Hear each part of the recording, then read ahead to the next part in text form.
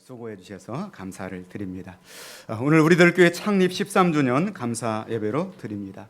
13년 전 불모제와 같은 이곳에 하나님의 섭리 가운데 우리들 교회를 세워주시고 지금까지 동서남북 사방에서 하나님의 사람들을 모아주시고 또 그분들의 헌신과 또 땀방울과 눈물을 통하여서 오늘 우리들 교회가 있게 하여 주신 하나님께 감사드리고 또 여러분의 노고에 감사와 또 위로의 말씀을 올려드립니다. 무엇보다도 올해 의도하지는 않았는데 어떻게 13명 13주년을 맞이해서 13명의 장로님, 안수 집사님, 권사님을 선택을 해 주셨습니다. 그래서 10월 말경 또 임직을 계획을 하고 있습니다. 우리들 교회가 더욱더 그분들의 헌신과 충성과 땀방울을 통하여서 힘있게 성장하는 역사가 있기를 주님의 이름으로 축원을 드립니다. 이 세상에서 가장 위험한 것이 무엇일까? 물론 우리가 살아가는 세상은 참 위험한 세상입니다. 갑자기 무슨 일이 일어나서 어떤 한 치 앞도 내다볼 수 없는 그러한 인생을 살고 있습니다. 그런데 제가 볼 때는 목회자의 입장에서 볼 때 가장 위험한 것은 바로 잘못된 신앙에 빠지는 것입니다. 그릇된 신앙에 빠지면 그것처럼 위험한 것이 없습니다. 지금도 전 세계에 보면은 모슬렘, 극진적 어떤 모슬렘에 빠져가지고 그것이 마치 자기가 천국 가는 길이고 천국에서 상급을 얻는 것이다 생각하고 온몸에 폭탄조끼를 두르고 그리고 어린아이들 무차별적으로 사람들 있는 군종 속으로 들어가서 자신의 몸을 산산히 그렇게 산화를 해서 그렇게 해서 자기가 천국에 가면은 더 좋은 그런 세상을 누리게 될 것이다. 그런 그릇된 신앙에 빠져 있는 사람들이 많습니다. 우리나라에도 또 잘못된 신앙에 빠져서 부모님과 관계를 단절해버리고 또 형제와 관계를 단절해버리고 날마다 부모님의 눈에 피눈물을 흐리게 하는 그러한 자녀들도 있는 것을 기억할 수 있습니다. 반대로 보면은 정말 올바른 신앙에 빠지면 또 그것처럼 좋은 것이 없습니다. 사람들은 이 세상에 살면서 무언가에 빠져서 살아요. 그렇잖아요. 무언가에 몰입해서 살고 무언가의 가치에 사로잡혀 살고 어떤 속도보다는 방향입니다. 어떤 방향을 향하여서 나가고 있습니다. 그런데 정말 올바른 방향을 만났다고 한다면 그것처럼 인생에 큰 축복이 없는 것입니다. 여러분 우리들 교회를 만난 것을 기쁘게 계시고 또 우리들 교회 안에서 올바른 신학 위에서 올바른 성경생활, 성경 위에서 올바른 신앙생활 하시는 것을 감사하게 여기시기를 주님의 이름으로 축원을 드립니다. 물론 아쉬운 점도 있죠. 그래서 마음 같아서는 더 크게 부흥하고 성장했으면 좋겠다. 이런 마음들을 가지고 있습니다. 지난 주중에도 우리 시찰의 목사님들이 모여서 여러 가지 의논들을 하고 그랬습니다. 그런데 갑자기 어떤 목사님께서 저희 그런 얘기를 합니다. 김 목사님, 목사님 교회 절대 작은 교회 아닙니다. 목사님 힘내세요. 그러더라고요. 왜 그러세요? 그랬더니 우리 수도노예가 우리 한국교회에서 합동측이 가장 큰 교단인데 또 그중에서도 수도노예가 가장 큰 노예에 속합니다. 145개 교회가 있어요. 목사회원이 400명에서 500명 정도 되고요. 그런데 우리 수도노예 145개 교회 중에서 우리들 교회가 그래도 한 30번 순위 정도 된다고 그래요. 저는 그런 거 잘 몰라요. 노예 어른 목사님이 말씀해 주시니까 그런가 보다 이렇게 여기죠. 그러면서 괜찮습니다. 145개 교회 중에 60개 교회가 아직 자립을 못해서 지원을 받고 있어요. 우리들 교회는 자립을 해서 그래도 이렇게 또 미력이나마 도움을 주는 교회로 성장해 가는 것을 인하여서 감사를 드립니다. 또 주일학교가 있잖아요. 주일학교 없는 교회가 약 60%예요. 우리 교회학교 또 25일 날부터 27일까지 성경학교와 또 이렇게 수련회를 계획하고 있습니다. 이런 많이 위해서 기도해 주시기를 바랍니다. 자, 오늘 본문의 배경은 그렇습니다. 예수님께서 2년 정도 공생의 사역을 하셨습니다. 그리고 예수님에 대한 여기저기서 평가가 나옵니다. 그 평가가 극명하게 갈리는데 한 평가는 예수님이 최고다. 어디 가나 예수님 최고다. 그러면서 오병이어의 기적을 행하고 나서는 요한복음 6장에 보면은 심지어 예수님을 억지로 임금을 삼으려고 그랬어요. 요한복음 6장 15절 말씀 보면은 예수께서 그들이 와서 자기를 억지로 붙들어 임금을 삼으려는 줄 아시고 다시 혼자 산으로 떠나가시더라. 너무나 예수님이 좋아서 예수님이 왕으로 세우면 우리의 경제 문제는 해결될 것 같아. 그래서 예수님을 임금으로 세우려고 하는 움직임이 있었습니다. 그런 또 한 부류의 부류는 예수님의 그 놀라운 사역들을 시기하고 그리고 그것에 관해서 못마땅히 여기면서 예수님의 사역을 평가절하하고 저거 제정신이 아니다, 귀신의 왕 바알세불을 힘입지 않고서는 절대로 이런 일이 일어날 수 없다, 그렇게 극명하게 갈리는 여러 가지 대조적인 평가들이 나오기 시작하는 것입니다. 이러한 때 예수님께서는 호련히 제자들을 데리고 예루살렘에서 가장 먼 땅까지 갑니다. 그 자리가 바로 오늘 본문의 카이사랴 빌립보라고 하는 장소입니다. 우리나라로 표현하면 여기서부터 가장 이 북쪽의 백두산 아래로 볼 수가 있어요. 왜냐하면 그 카이사랴 빌립보 지역에는 이 헐몬산이라는 2800m 고도가 되는 그 산자락 바로 아래가 있는 지역입니다. 그곳까지 가세요. 가장 먼 곳까지 제자들을 데리고 가셔서 그곳에서 영적 수련을 합니다. 제자들과 함께. 무리들은 좀 뒤로 하고 제자들과 함께 영적 수련을 하시죠. 그 영적 수련을 하시면서 예수님께서 두 가지 질문을 던지는 것입니다.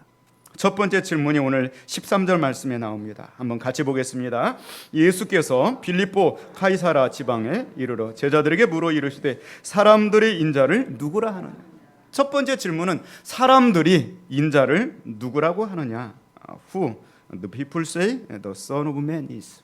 그래서 나를 사람들은 도대체 누구라고 하느냐. 평가가 궁금한 것입니다. 두 번째 질문은 오늘 본문 15절 말씀에 이르시되 너희는 나를 누구라 하느냐. 그렇다고 한다면 너희는 나를 누구라고 하느냐. 자, 2년 정도 이렇게 예수님이 제자들과 동고동락하시고 그리고 그 부분이 궁금한 것입니다. 예를 들어서 어떤 남자와 여자가 만나서 서로 교제를 나눕니다. 한 5년 정도 이렇게 지났어요. 서로 밥도 먹고 영화도 보고 차도 마시고 이렇게 데이트도 하고 여행도 하고 5년이 지났는데 이 남자의 태도가 궁금한 거예요. 그 정도 됐으면 우리 결혼하자 이렇게 나와야 되는데 자기는 나이는 꽉 차가지. 남자가 아무 얘기도 없이 그냥 만나서 교제만 하고 그래요. 어느 날 여자가 질문하는 거죠. 자기 나 어때? 이렇게 질문하는 거예요. 그 질문 속에는 이제 우리 결혼하자 그런 하도 남자가 답답하니까 그런 의도가 담겨져 있는 것이죠. 그런데 그 남자의 입장에서는 좋아 그러고 말았어요. 그러면 이 관계가 위기 상황으로 치달을 수가 있는 거죠. 예수님께서 2년 동안 제자들과 함께 계속해서 밥을 먹고 여행을 하고 그리고 동고동락을 했는데 도대체 이 제자들의 속에 믿음이 없는 것 같아요. 도대체 나를 어떻게 보는가 이 부분이 궁금한 거죠. 그래 예수님께서 질문하는 내용이 오늘 13절 내용과 오늘 또 본문의 15절 내용이 되는 것이죠. 먼저는 편안하게 질문해요. 사람들이 인자를 누구라고 하느냐. 편안하게 질문하니까 편안하게 대답할 수가 있겠죠. 인자라고 하는 표현을 씁니다. 사람들이 나를 누구라 하느냐 이렇게 말씀할 수도 있는데 인자를 더 Son of Man, 인자를 누구라고 하느냐. 이 인자라고 하는 것은 바로 예수님이 자신의 일을 가리켜서 어떤 겸손한 표현이 될 수도 있고 인성을 가지고 오신 하나님 됨의 표현일 수도 있습니다. 그런데 또 인자라고 하는 표현 속에는 놀라운 암호가 담겨져 있습니다. 예수님께서 인자라는 단어를 사용하실 때에는 구약에 예언해 놓은 그 메시아라고 하는 그 메시아가 바로 인자다, 나다 그런 표현이 담겨져 있습니다. 왜냐하면 이걸 가리켜서 인자 기독론이라고 하는데요. 다니엘서 7장에 보면 그런 내용이 나옵니다. 예수님이 이 세상에 육신을 입고 오시기 600년 전입니다. 다니엘이 바벨론의 포로로 끌려가 있습니다. 다니엘의 습관 중에 하나는 하루에 3번씩 예루살렘 쪽을 향하여서 창문을 열어놓고 기도하는 거예요. 하루에 3번씩 기도하다 보니까 하나님의 그 신령한 지혜가 함께해서 신의 지혜가 있는 사람이 다니엘이라 그랬습니다. 그러나 어느 날 다니엘이 그날도 기도하고 있습니다. 그런데 기도하고 있는데 밤에 환상 중에 하늘이 열리고요. 그리고 하늘 문이 열려지면서 누군가 보이는 거예요. 그 보였던 분이 누구냐 하면 인자 같은 이가 보였다. 그렇게 말하고 있습니다. 여러분 인자 같은 이는 누굽니까? 바로 예수님이십니다. 이 땅에 성육신하여서 오시기 전에 하늘 보좌에 계셨던 그 예수님. 성경에 보니까 인자 같은 이가 하늘 구름을 타고 와서 예적부터 항상 계신 이에게, 예적부터 항상 계신 이는 누굽니까? 하나님 아버지죠. 하나님 아버지와 예수님을 보게 되는 거죠. 그리고 하나님 아버지는 다니엘서 7장 14절에 보니까 그에게 권세와 영광과 나라를 주고 이렇게 되어 있습니다. 예수님께서 마태복음 28장 말씀에 하늘과 땅의 모든 권세를 누구에게 주셨으니? 내게 주셨으니 그랬어요. 하늘과 땅의 모든 권세를 가지신 인자 되신 예수님을 다니엘이 바라본 거예요. 예수님이 사람들이 인자를 누구라 하느냐 이 표현 속에는 600년 전에 다니엘이 봤던 그 나다, 그 나를 사람들은 뭐라고 평가하느냐, 그렇게 질문하는 것입니다. 또 인자라고 하는 표현이 예수님께서 십자가에서 부활하시고 40일간 이 땅에 계시다가 하늘로 승천하시고 그리고 2년쯤 지난 후에 스데반의 순교 사건이 일어나게 됩니다. 그 스데반의 순교를 당할 때 사도행전 7장 말씀 보니까 스데반이 고백을 하고 있습니다. 보라, 하늘이 열리고, 그렇게 표현하고 있습니다. 그리고 인자가 하나님 우편에 서신 것을 보느라. 하늘이 열리고 누가 보입니까? 인자가 보이는 것입니다. 하늘이 열리고 인자가 하나님 우편에 서신 것을 보노라. 하늘로 승천하신 예수님이 다니엘이 봤던 그 자리에 다시 올라가신 거예요. 그거를 스데반이 본 겁니다. 그리고 몇 년 세월이 흘렀습니다. 요한계시록 1장 13절에 보니까 사도 요한이 복음을 전하다가 밤모섬에 위배되어서 갔습니다. 자기 동료들은 다 순교를 당해서 이미 하늘나라 갔어요. 근데 자기는 순교당하지 않고 계속해서 사역을 하는 것입니다.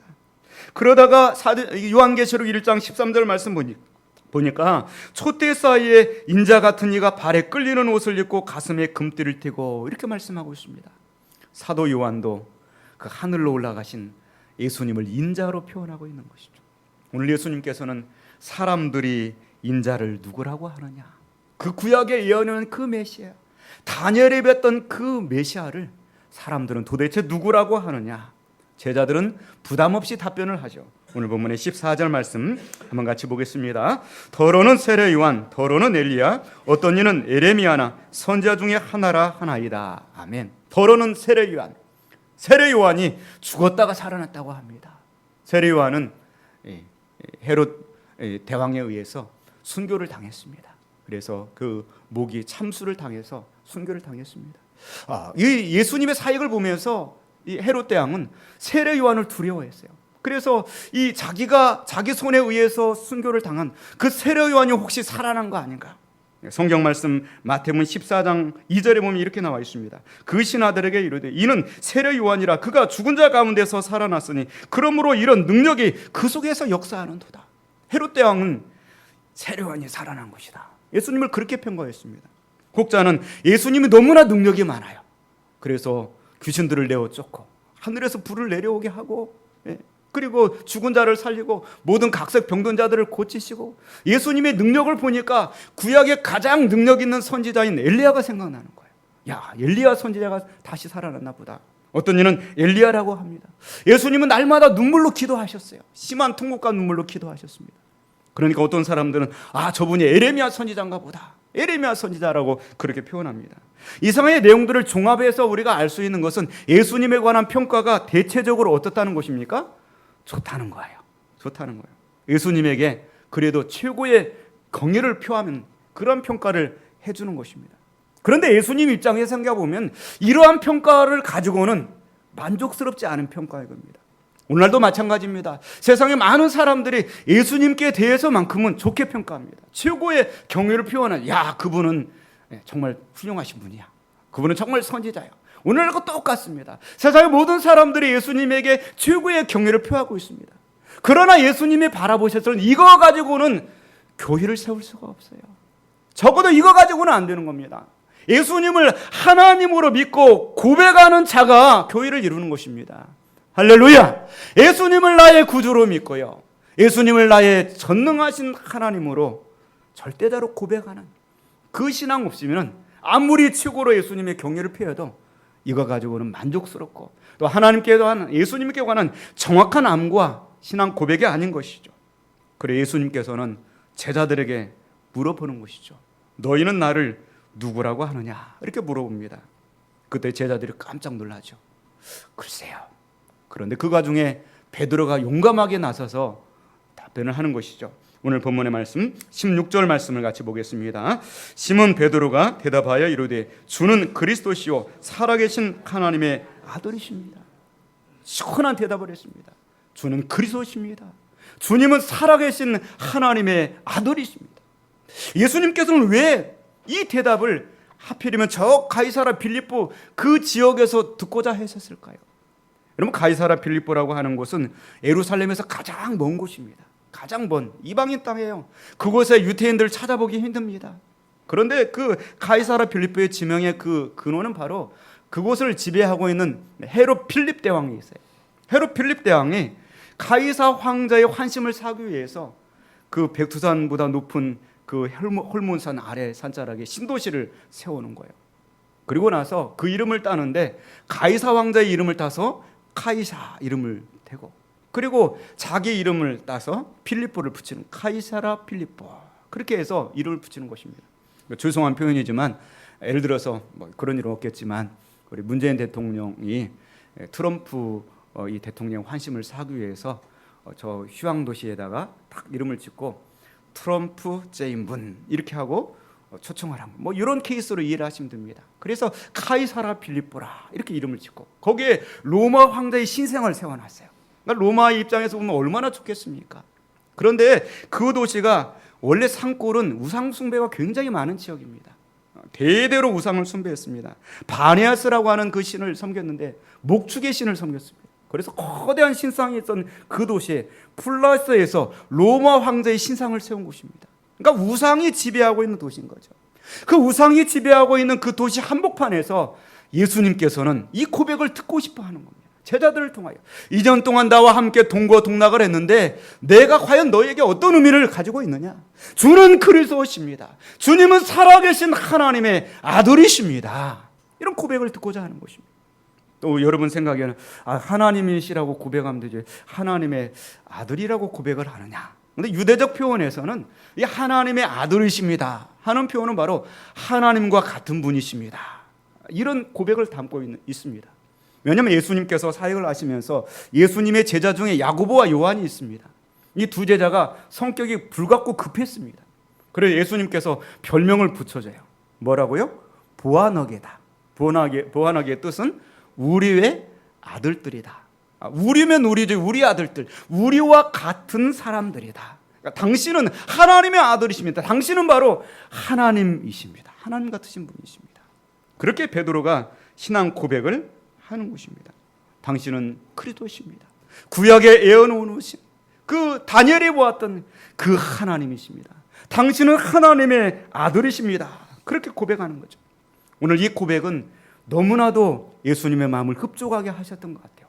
예수님께서 이 고백을 받아들이고 복이 있도다 그랬습니다. 오늘 17절 말씀이죠. 한번 같이 보겠습니다. 예수께서 대답하여 이르시되 바요나 시몬아 내가 복이 있도다. 이를 내게 알게 하니는 혈육이 아니오 하늘에 계신 내 아버지시니라. 이렇게 신앙 고백하는 사람은 이 세상에서 가장 복이 있는 사람이다. 예수님을 세례 요한이나 엘리야나 여러 예레미야나 선자 중에 하나로만 인식하고 있는 사람은 복이 없는 사람이에요. 그러나 예수님을 당신은 나의 하나님이십니다. 당신은 나의 구주십니다. 이렇게 고백하는 분은 정말 복이 있는 사람인 줄로 믿습니다. 우리 옆 사람 한번 인사합니다. 당신은 복이 있는 사람입니다. 그래요. 이 세상에서 최고의 복이 있는 사람은 예수님을 신앙 고백하는 사람입니다. 여러분 어렵고 힘든 일이 올 때마다 예수님을 사랑합니다. 예수님은 나의 구세주가 되십니다. 예수님은 나에게 하나님이 되십니다. 이렇게 늘 신앙 고백을 하실 수 있기를 원합니다. 이것을 너에게 알게 하니는 혈육이 아니다.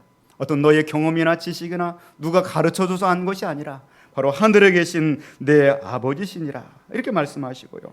그리고 예수님께서는 한 가지 위대한 비밀을 가르쳐 주시는데 그 비밀을 폭로하시는데 그 폭로가 바로 교회에 관한 예수님의 계획을 말씀하시는 곳입니다. 우리 18절 말씀입니다. 같이 보겠습니다. 또 내가 내게 이르노니 너는 베드로라. 내가 이 반석 위에 아멘. 네. 예수님께서 그 신앙 고백에 정말 복이 있다. 혈육으로 알 수가 없는 것이다. 아무리 박사학위 5개에서도 알 수 없는 것이다. 하나님께서 알게 해주신 것이다. 이렇게 인정을 해주시고 그리고 이 반석 위에 앞으로의 나의 계획을 말씀을 하시겠다 하면서 이 반석 위에 나의 교회를 채우겠다. 이렇게 말씀을 하시는 것입니다. 이 반석 위에 나의 교회를 세우리니 음부의 권세가 이기지 못하리라. 이렇게 말씀을 하고 있는 것입니다.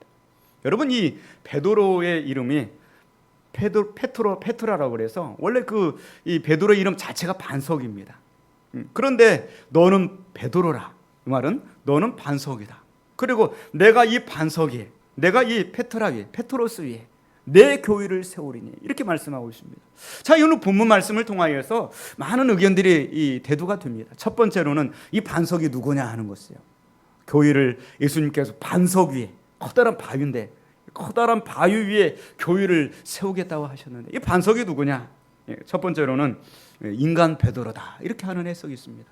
우리들 교회도 김반석 청년이 있네요. 베드로의 이름을 따서 지었는지 모르겠습니다. 어쨌든 페트로스, 페트라. 이 반석이 누구냐?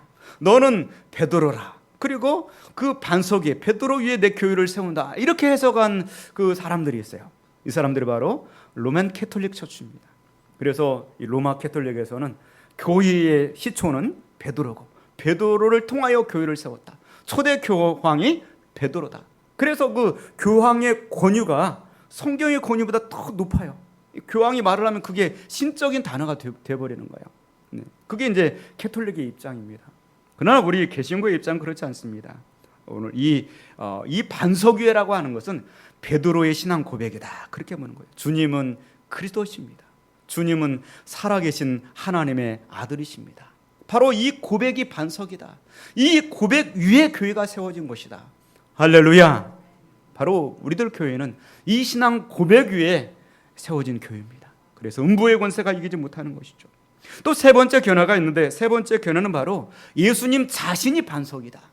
왜냐하면 성경에 보면 예수님이 흰돌이요 이기는 자는 흰돌을 줄 것이요 또 고린도전서 3장 11절 말씀에도 이 터는 곧 그리스도라 그랬어요. 그래서 교회의 기초는 예수님이다. 교회의 모퉁이 돌은 예수님이다. 그래서 예수님이시다 이렇게 해석하는 해석이 있습니다. 저는 두 번째, 세 번째 해석을 동일하게 취합니다. 그래서 신앙 고백 위에 교회가 세워진 것이고요. 예수님의 기초 위에 교회가 세워진 줄로 믿습니다. 그리고 이렇게 세워져야만 음부의 권세가 교회를 이기지 못합니다. 음부의 권세는 바로 사망의 권세를 의미합니다. 바로 헤데스의 문, 바로 지옥의 문을 의미합니다. 절대로 지옥의 문이 교회를 흔들 수 없고 절대로 사망의 권세가 교회를 흔들 수가 없는 것입니다. 바로 예수님을 주로 신앙 고백하는 위에 서 있고 예수님의 기초 위에 교회가 세워져 있기 때문입니다. 특별히 우리들 교회가 13주년을 맞이하면서 이 기초 위에 다시금 새롭게 든든히 서가는 역사가 있기를 주님의 이름으로 축원을 드립니다. 우리들 교회에 들어오는 모든 성도들은 예수님을 세례 요한이나 엘리야나 어떤 선자 중에 하나로 고백하는 것이 아니라 주님은 나의 그리스도십니다. 주님은 나의 구세주시오 살아계신 하나님이십니다. 이런 신앙 고백을 하실 수 있기를 주님의 이름으로 축원을 드립니다. 이렇게 신앙 고백하는 이 위에 주님은 교회를 세우시고 교회에 한 가지 선물을 주십니다. 그 선물이 오늘 19절에 나와 있습니다. 우리 19절 말씀을 같이 봅니다. 내가 천국 열쇠를 내게 주르니 내가 땅에서 무엇이든지 매면 하늘에서도 매일 것이요 내가 땅에서 무엇이든지 풀면 하늘에서도 풀리리라 하시고 아멘. 하나님은 베드로에게 천국 열쇠를 주신다고 하셨습니다. 베드로에게만 주셨겠습니까? 예수님의 12제자들에게 주신 것이고요. 이 천국 열쇠는 바로 이 땅의 교회들에게 주님을 올바로 신앙 고백하고 주님의 반석 위에 세워져 있는 교회의 성도들에게 주신 천국 열쇠가 되는 줄로 믿습니다. 이 천국 열쇠의 권세를 가지고 우리가 부지런히 사용해야 됩니다. 한숙경은 그런 얘기를 했습니다. 교회 밖에는 구원이 없다. 오직 하나님이 이 천국 열쇠를 교회 안에 허락하여 주셨습니다. 우리 성도들에게 허락하여 주셨습니다. 열쇠는 바로 문을 여는 것입니다. 이 천국 키를 통하여서 천국 문을 활짝 열어야 됩니다. 세상에 두려움이 엄습하고 또 사망이 엄습하고 염려가 밀려올 때마다 여러분 이 예수 그리스도를 구주로 고백하는 천국 키를 가지고 기도하면서 천국문을 여는 신앙생활 하시기를 주님의 이름으로 축원을 드립니다. 베드로가 이 천국의 키를 가지고 하나님의 복음을 증거할 때 3,000명 5,000명씩 회개하고 돌아왔고요. 바울 사도도 그가 핍박자에서 예수 그리스도를 만나고 가는 곳곳마다 예수 그리스도를 증거할 때 교회가 세워지고 그 교회의 권세가 저 유럽을 거쳐서 미국을 거쳐서 오늘날 우리들 교회까지 이르게 된 줄로 믿고요. 또 우리들 교회를 통하여서 더 많은 영혼들에게 하나님의 복음을 증거하고 천국의 키를 선물하는 저 여러분의 삶이 되실 수 있기를 이 교회의 사명을 감당할 수 있기를 주님의 이름으로 축원을 드립니다. 기도하겠습니다.